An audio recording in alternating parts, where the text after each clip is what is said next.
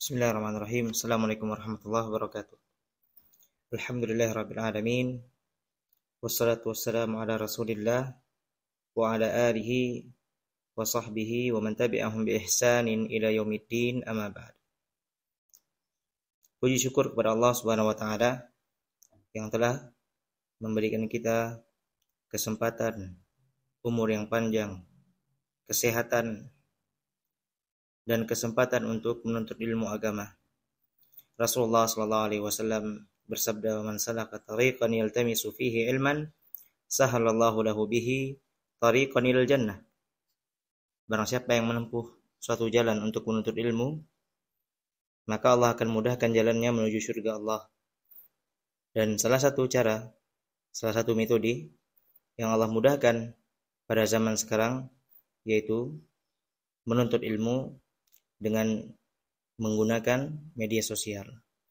Syekh Saleh Al-Syekh pernah ditanya tentang seseorang bertanya kepada Syekh ya di majelis, ya Syekh, bagaimana kami orang-orang yang tinggal di negara-negara yang jauh ya dari para ulama? Ya, bagaimana kami bisa mendengar? Ya, kami tidak bisa bertemu dengan ulama. Ya. Kata Syekh, alhamdulillah ya dengan Allah mudahkan pada zaman ini dengan adanya media sosial. Ya tentunya banyak mafsadat yang dapatkan di media sosial. Namun itulah ujian dari Allah Subhanahu wa taala. Adanya perangkat tersebut di hadapan kita, Allah uji. Inna hadainahu sabila imma syakira wa imma kafura. Sungguh kami berikan baginya jalan. Allah katakan, imma syakiran wa imma kafura. Ada yang bersyukur dan ada yang kufur kepada Allah Subhanahu wa taala. Nah, setiap fasilitas yang Allah mudahkan di dunia ini, dari adanya majelis-majelis ilmu di masjid-masjid Allah, kemudian di markis-markis ilmu, di perkuliahan, di media sosial, ini merupakan hujjah dari Allah Subhanahu wa taala bahwasannya kita telah dimudahkan untuk menuntut ilmu. Dan jahil terhadap ilmu, jamaah sekalian mati oleh Allah Subhanahu wa taala di zaman sekarang, nah ini merupakan sebuah kerugian yang nyata. Kerugian yang nyata. Allah Subhanahu wa taala berfirman dalam Quran, wal 'asr innal insana lafi khusr. Demi masa, sungguh manusia itu di dalam kerugian. Illal ladzina amanu wa 'amilus shalihati wa tawassaw bil haqq wa tawassaw bis sabr. Nah, kecuali orang-orang yang beramal saleh, orang yang beriman dan beramal saleh dan saling menasihati dari kebenaran dan kesabaran. Insyaallah agama ini mudah, tinggal kitanya saja yang mau untuk belajar. Nah, yang pertama, ikhwani fiddin rahimani wa rahimakumullah, kita membahas ada beberapa kitab yang akan kita selesaikan dan insyaallah kami mohon kepada Allah agar Allah memudahkan kajian tersebut. Nah, adapun buku-buku yang akan dibahas, itu buku-buku yang ringkas, Nah, buku-buku tipis, dan maksud dari kajian ini adalah membahas buku tersebut.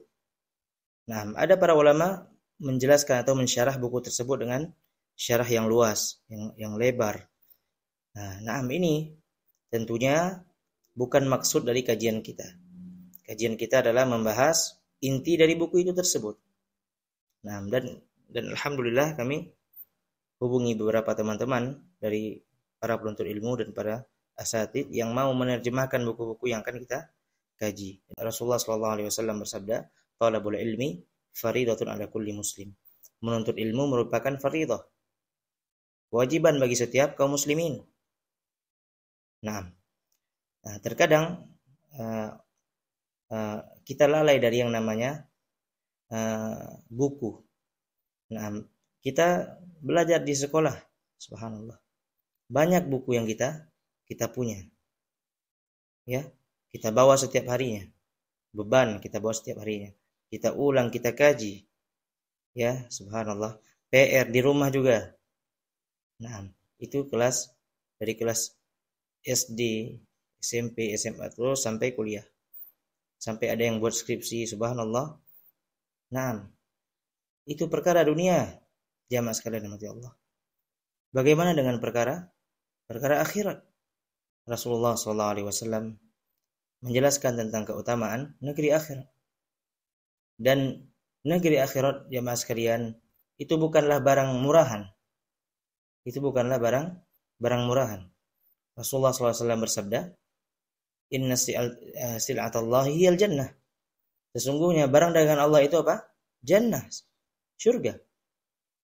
Nah, tentunya kita, alhamdulillah dengan kemudahan, ya nanti dikirimkan PDF-nya, bukunya bisa dicetak dan nggak banyak, cuman 30 lembar ya satu bukunya, ataupun 15 lembar ataupun 40 lembar, bisa dimanfaatkan dan dibaca. 6. Untuk mempersingkat waktu jamaah sekalian, ini dikarenakan pembukaan. Adapun kajian, kami melihat insyaallah kajiannya kita yang selanjutnya itu insyaallah kita bacakan ataupun kita durasi kajiannya itu sekitar 25 menit insyaallah taala. Ya, paling banyaknya 30 menit. Kita mudah-mudahan itu cukup dan itu tidak terlalu membebankan bagi para ikhwah. Nah, bismillahirrahmanirrahim. Sebelum kita membaca buku, sebelumnya ada beberapa nasihat penting jamaah sekalian rahmati Allah Subhanahu wa taala.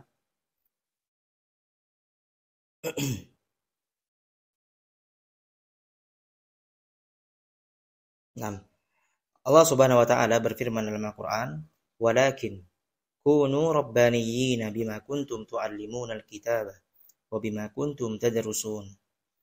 Allah Subhanahu wa taala menjelaskan kepada kita bagaimana sifat para generasi rabbani, para ulama rabbaniyun, yaitu mereka yang ditafsirkan oleh Syekh As-Sa'di rahimahullah. Sebelumnya Syekh mengatakan walakin ya'muruhum bi an yakunu rabbaniyina, ay ulama, hukama, hulama, muallimina lin-nasi wa murabbihim bi sigharil ilmi qabla kibarihi. Subhanallah, ini faidah yang sangat penting diketahui oleh setiap orang yang menuntut ilmu. Siapapun mereka, baik mereka para penuntut ilmu yang ada di pesantren, ya calon-calon dai, ataupun ibu rumah tangga, pekerja, siapapun itu yang masuk ke dalam keumuman hadits talabul ilmi fardhatun ala kulli muslim. Menuntut ilmu itu wajib bagi setiap kaum muslimin. Ya, ada ilmu yang wajib, ada ilmu yang sunnah saja untuk dipelajari. Nah, bukan seluruh hal harus kita ketahui dari agama Islam. Allah tidak bebankan itu. La yukallifullahu nafsan illa wus'aha. Al-Imam As-Sa'di mengatakan, "Walakin ya'muruhum bi an yakunu rabbaniyin." Allah itu memerintahkan kita untuk menjadi generasi rabbani. Apa itu rabbani? Ya, para ulama, orang-orang yang berilmu, yang mengajarkan manusia dan mendidik tarbiyah, mendidik manusia bisigharil ilmi qabla kibarihi, dari ilmu yang dasar dan yang setelahnya. Nah, ini penting ya mas kalian rahmati Allah Subhanahu wa taala. Terkadang seseorang futur dari menuntut ilmu, ya telah mengenal ya sunnah Nabi Muhammad SAW 1 tahun, 2 tahun, 3 tahun dan seterusnya. Namun terkadang mengapa dirinya terkadang masih ada yang kurang, ya. Nah, Allah berfirman, "Qul ya ibadiyalladzina asrafu ala anfusihim la taqnatu min rahmatillah."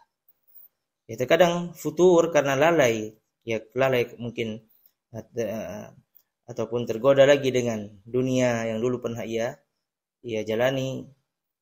Namun jangan berputus asa dari rahmat Allah. Allah berfirman, "Qul ya ibadiyalladzina asrafu ala anfusihim." Janganlah kalian berputus asa dari rahmat Allah. La taqnatu min rahmatillah. Nah, maknanya adalah jemaah sekalian rahmat Allah, tafsir ayat tersebut yaitu orang-orang yang mengajarkan ilmu dari dasarnya. Dari dasar-dasar ilmu tauhid. ya, ilmu tauhid. Bagaimana seseorang mengenal tauhid, mengenal kesyirikan, ya. Karena dosa kesyirikan jamaah sekalian ataupun orang-orang yang terjatuh ke dalam kesyirikan itu sangatlah berbahaya bagi kehidupannya di dunia dan di akhirat. Karena yang akan ia pelajari setelahnya yaitu ilmu agama. Banyak kita lihat orang yang belajar ilmu agama. Belajar ilmu agama. Banyak buku-buku yang ia pelajari, kitab-kitab ulama yang ia pelajari. Namun ada dari mereka itu yang masih melakukan kesyirikan. Nah, apa maknanya ini? Apa manfaatnya baginya? Allah berfirman dalam Al-Quran, "Wa qadimna ila ma 'amilu min 'amalin faja'alnahu haba'an mantsura." Kami datangkan bagi mereka nanti di hari kiamat amal yang mereka lakukan. Ya, betapa banyak orang yang menisbatkan kepada Islam dari zaman Nabi Muhammad SAW, kaum munafikin, orang munafik. Hingga sekarang firqah-firqah yang menyimpang. Nah, dan waliyadzubillah apalagi mereka yang melakukan kekufuran yang ataupun kesyirikan yang sharih, kesyirikan yang nyata. Kesyirikan yang nyata ini sangat berbahaya bagi kehidupan mereka. Nah, Nabi Ibrahim alaihissalam, Imamul Muwahhidin, orang yang sangat bertauhid kepada Allah, menjadi hujjah bagi di Al-Quran, ya, ketika Nabi Muhammad SAW diutus di tengah kaum musyrikin. Ketika itu kaum musyrikin mengaku mereka itu di atas agama Nabi Ibrahim. Nah, Allah jelaskan nama agama Nabi Ibrahim itu Hanif, menyembah kepada Allah dan meninggalkan segala sesembahan selain Allah. Itulah agama Nabi Ibrahim. Nah, ala kulli hal, kembali kepada permasalahan, seseorang apabila terjatuh ke dalam kesyirikan maka tidak bermanfaat baginya amalnya. La in asyrakta la yahbatanna 'amaluka wa la takunanna minal khasirin. Kalau engkau melakukan kesyirikan wahai Muhammad, kata Allah, sungguh akan hancur amalmu dan sungguh engkau akan menjadi orang-orang yang merugi. Nah, apalagi kita jamaah sekalian yang mati oleh Allah. Maka sudah semestinya ancaman tersebut lebih terarah kepada kita. Lebih terarah kepada kita. Nabi Ibrahim kata, "Wa janubani wa baniya an na'budal asnam."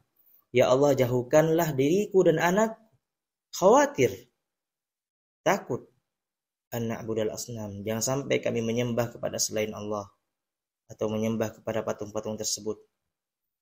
Khawatir. Qanifiddin Allah.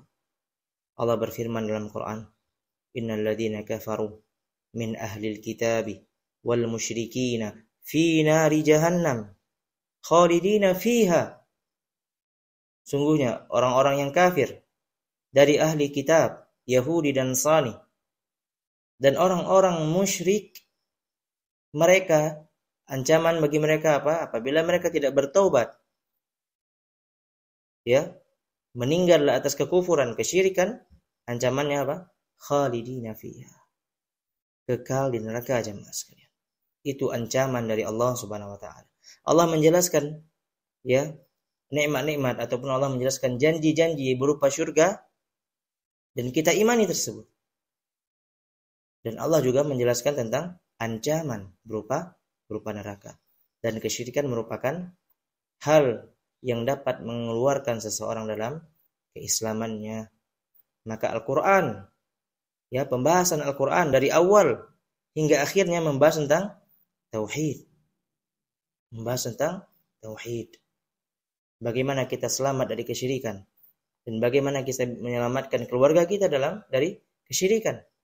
Kalau bukan dengan menuntut ilmu, bagaimana kita bisa faham, bagaimana kita bisa mendakwakan tauhid ini? Ya. Allah berfirman dalam Al-Quran, "Wa anzir 'ashiratakal aqrabin." Ya. Berilah peringatan kepada orang-orang yang terdekat dari kalian. Terdekat dari kalian. Nah, maka dakwah tauhid ini dakwah yang umum.